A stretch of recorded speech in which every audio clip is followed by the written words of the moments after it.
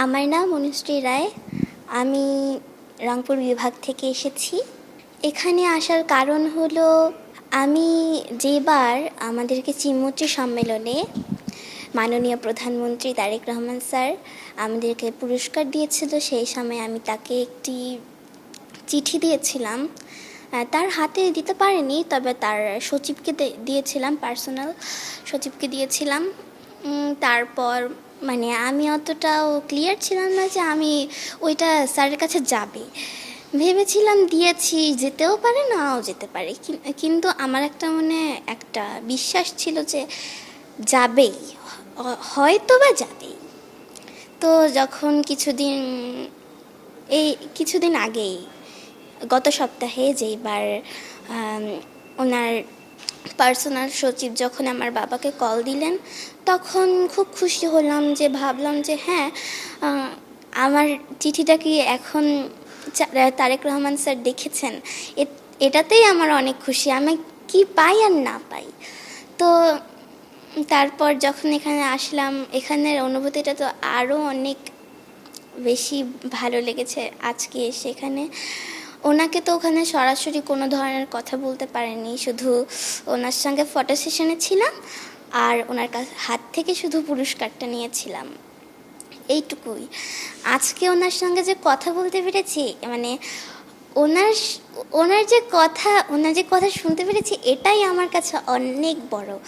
তো সবাই আমার জন্য দোয়া করবেন।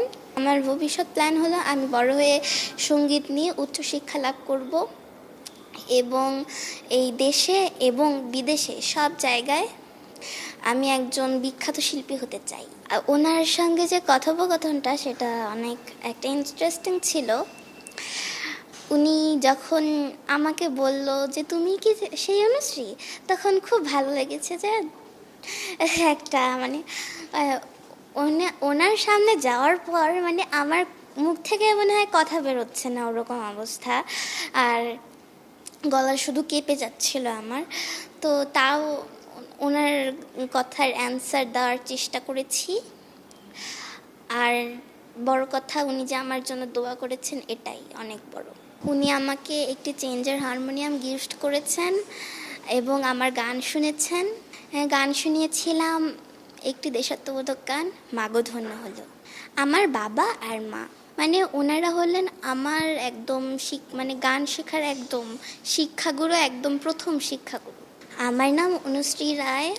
আমি রংপুর বিভাগের গঙ্গাচড়া উপজেলায় একটি স্কুল, পূর্ব নাবনী দাস সরকারি প্রাথমিক বিদ্যালয়, সেখানে ক্লাস 5-এর একটি ছাত্রী। এই বছর প্রাথমিক শিক্ষা পদক 2026-এ আমি সেখানে স্কুল পর্যায়ে, ইউনিয়ন, তারপর উপজেলা, জেলা, বিভাগ এবং জাতীয় পর্যায়ে এসে আমি প্রথম স্থান অধিকার করেছি দেশাত্মবোধক গানে, এবং নজরুল সঙ্গীতের 3য় স্থান অধিকার করেছি। আমি চিমুচি সম্মেলনে গিয়েছিলাম, সেখানে আমাদেরকে আবার আনুষ্ঠানিকভাবে মেডেল এবং পদক দেওয়ার জন্য। সেখানে আমি পিএম স্যারকে আমার হাত থেকে একটি চিঠি দিয়েছিলাম। সেই চিঠির সুবাদে আজকে এখানে আসা। এটা তো সেই সময় কল্পনা করতে পারিনি যে উনি পড়বেন।